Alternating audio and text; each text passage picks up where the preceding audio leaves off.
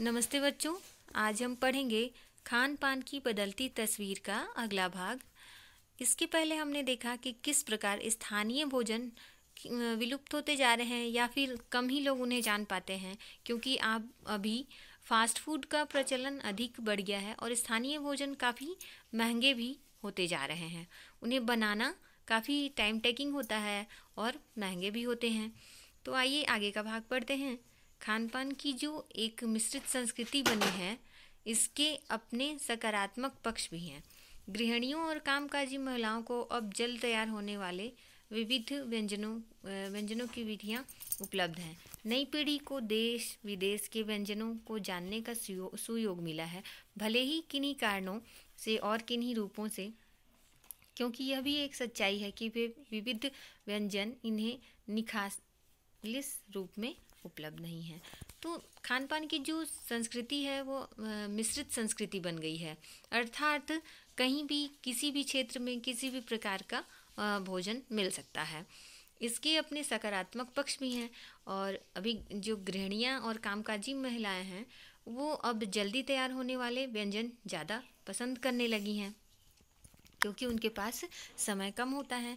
उन्हें भी नौकरी के लिए या अन्य काम के लिए बाहर जाना पड़ता है, बिजनेस के लिए बाहर जाना पड़ता है, तो वो जल्द तैयार होने वाले व्यंजन को बनाना चाहती हैं। आज़ादी के बाद उद्योग धंधे नौकरियों तबादलों का जो एक नया विस्तार हुआ, इसके कारण भी खान पान की चीज़ें किसी एक प्रदेश से दूसरे प्रदेश में पहुंची। बड़े शहरों में के मध्यम वर्गीय स्कूलों में जब दोपहर के टिफ़िन के वक्त बच्चों के टिफ़िन खुलते हैं तो उनमें विभिन्न प्रदेश के व्यंजनों की खुशबू उठती है। कहा गया है कि जब आज़ादी के बाद उद्योग धंधे या फिर नौकरी में तबादले हुए, अर्थात ट्रांसफ़र हुआ, अर्थात मान लीजिए कि आपकी जो एमपी का व्यक्ति है, मध्य प्रदेश का व्यक्ति है, उसका जो ट्रांसफ़र है, उसका तबादला है उत्तर प्रदेश में हो गया, और जो उत्तर प्रदेश का व्यक्ति है उसका तबादला राजस्थान में हो गया। तो जो उत्तर प्रदेश वाला व्यक्ति है वो राजस्थान में जाकर वहाँ के व्यंजन सीखेगा और वहाँ के व्यक्ति जो हैं वो आस पड़ोस की महिलाएं एक दूसरे से दूसरे राज्य के व्यंजन सीखेंगी। तो इस प्रकार ये होता है कि जो तबादले हैं और नौकरी के चलते आदमी इधर उधर जाता है, इसके ही कारण भी खान पान में जो संस्कृति में जो बदलाव आया है या मिश्रित संस्कृति हो गई है खान पान की। तो जो टिफ़िन खुलते हैं मध्यम वर्गीय स्कूलों में, तो वहाँ पे क्या होता है, क्योंकि जो उच्च वर्गीय स्कूल होते हैं वहाँ पे टिफ़िन का एक मेनू बना होता है, लेकिन जो मध्यम वर्गीय स्कूल होते हैं वहाँ टिफ़िन का मेनू बना नहीं होता है। तो उनमें से विभिन्न प्रकार के व्यंजनों की एक खुशबू आती है, अर्थात हर क्षेत्र के व्यक्ति वहाँ पे व्यंजन बनाते हैं, हर क्षेत्र का व्यंजन वहाँ टिफ़िन में देखने को मिलता है।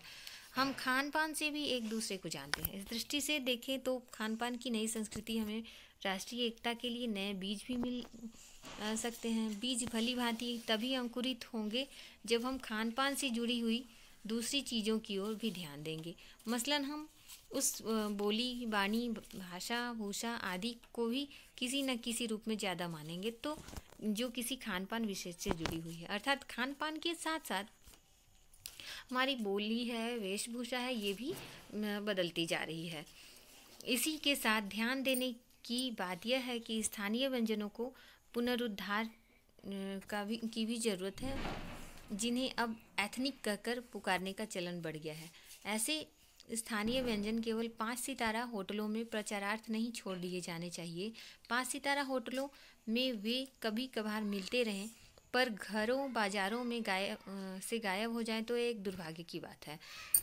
अच्छी तरह बनाई पकाई गई पूड़ियाँ, कचौड़ियाँ, जलेबियाँ भी अब बाज़ारों से गायब हो रही हैं।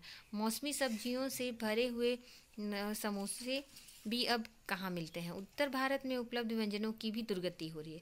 कहने का तात्पर्य यह है कि जो हमारे एथनिक जो भोजन है, जो स्थानीय भोजन है, वो बड़े बड़े 5 स्टार होटल्स में ही देखने को मिल रहे हैं, लेकिन उन्हें इस तरह से हमें विलुप्त भी नहीं होने देना चाहिए। इन्हें हमें ऐसा होना एक दुर्भाग्य की बात हो जाएगी। तो जो हमारे स्थानीय वो पकाना खाना ये आने घर में जो होनी ही चाहिए, इनकी खुशबू हमारे घर से आनी चाहिए। तो आगे का भाग पढ़ते हैं कि अचरज नहीं कि पहले उत्तर भारत में जो चीज़ें गली मोहल्लों की दुकानों में आम हुआ करती थी, अब खास दुकानों में तलाशा जाता है।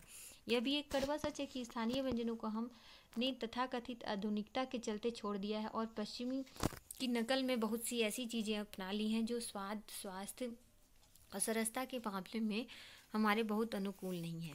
तो हमने क्या किया है, फैशन के दौर में हमने क्या किया है कि स्थानीय भोजन हम भूल गए हैं और पश्चिमी सभ्यता को अपना लिया है। जैसे अगर आप सत्तू का पराठा या सत्तू की रोटी खाने को मिल जाए तो ये हमारे लिए बड़े शर्म की बात हो जाती है। अगर वहीं आपको Maggi, noodles, chowmein, burger, pizza वगैरह मिल जाता है तो बड़े शान से हम खाते हैं, जबकि उसमें पौष्टिकता बिल्कुल भी नहीं होती, पौष्टिक तत्व बिल्कुल भी नहीं होते हैं।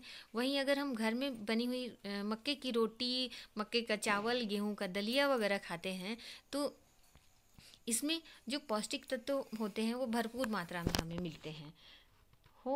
यह भी रहा है कि खान पान की मिश्रित संस्कृति में हम कई बार चीज़ों का असली और अलग स्वाद नहीं ले पा रहे हैं। अक्सर प्रीति भोजों और पार्टियों में एक साथ ढेरों चीज़ें रख दी जाती है और उनका स्वाद गड्डम गड्ढ होता जा रहा है। सही बात है, अगर आप कहीं पार्टी में जाओ तो कम से कम 20-25 व्यंजन तो आराम से ही मिल जाते हैं और उन्हें हम स्वाद लेके खाने के बजाय क्या करते हैं, एक साथ सारा ले लेते हैं एक प्लेट में और एक का स्वाद दूसरे में मिक्स हो जाता है और उनका हम अच्छे से लुत्फ़ भी नहीं उठा पाते। खान पान की मिश्रित या विविध संस्कृति हमें कुछ चीज़ें चुनने का अवसर देती हैं, हम उसका लाभ प्राय नहीं उठा सकते हैं।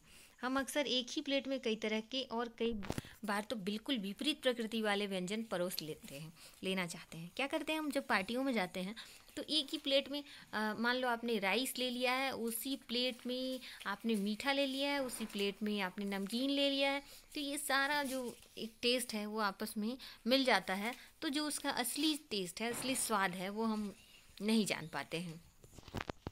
इसलिए खान पान की जो मिश्रित विविध संस्कृति बनी है और लग यही रहा है कि यही और अधिक विकसित होने वाली है, उसे तरह तरह से जांचते रहना जरूरी है। जो हमारी मिश्रित या विविध संस्कृति बनी है, अर्थात एक राज्य का खाना दूसरे राज्य में, एक देश का खाना दूसरे देश के लोग के द्वारा खाया जाना, पसंद किया जाना, तो यही संस्कृति अब विकसित होती ही जा रही है, ऐसा लेखक का कहना है।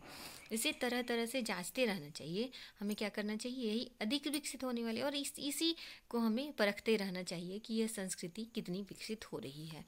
ये था आपका पाठ खान पान की बदलती तस्वीर।